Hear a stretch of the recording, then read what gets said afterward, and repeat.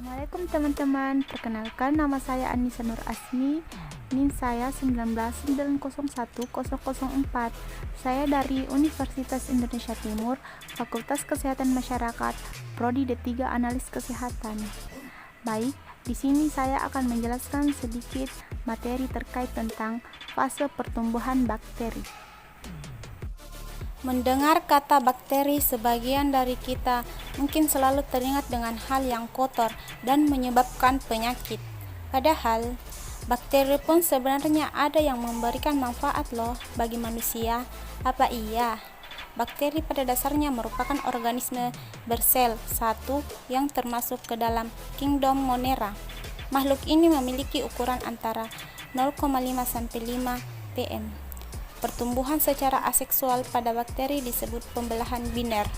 Untuk mengetahui lebih jauh mengenai fase tersebut, berikut penjelasannya.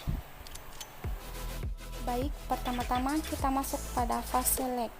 Fase lag adalah fase penyesuaian bakteri dengan lingkungannya yang baru. Durasi berlangsungnya fase ini bervariasi dan ditentukan dari komposisi media, pH, suhu, aerasi, jumlah sel, dan sifat fisiologis.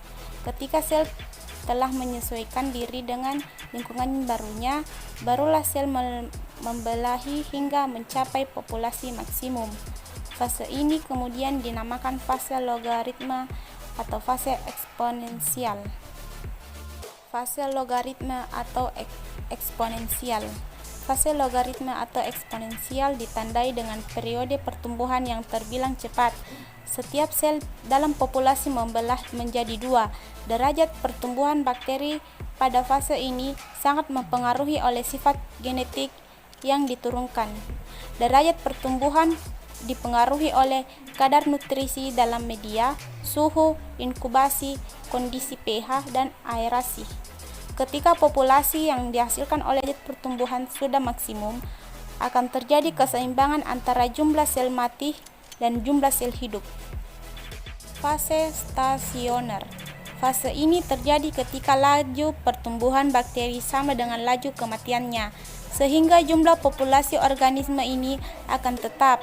Keseimbangan ini terjadi karena adanya pengurangan derajat pembelahan sel akibat kadar nutrisi yang tidak cukup dan akumulasi produk yang beracun bagi sel sehingga mengganggu proses pembelahan. Fase stasioner kemudian dilanjutkan dengan fase kematian dan ditandai oleh peningkatan laju kematian yang melebihi laju pertumbuhan. Baik, yang terakhir kita masuk pada fase kematian. Sepertinya yang telah disebutkan sebelumnya, fase kematian terjadi ketika laju kematian lebih tinggi dari laju pertumbuhan. Beberapa faktor yang memengaruhinya adalah suhu, kelembaban, cahaya, zat kimia, dan nutrisi. Demikianlah sedikit materi terkait tentang fase perkembangan bakteri. Kurang dan lebihnya mohon dimaafkan. Assalamualaikum warahmatullahi wabarakatuh.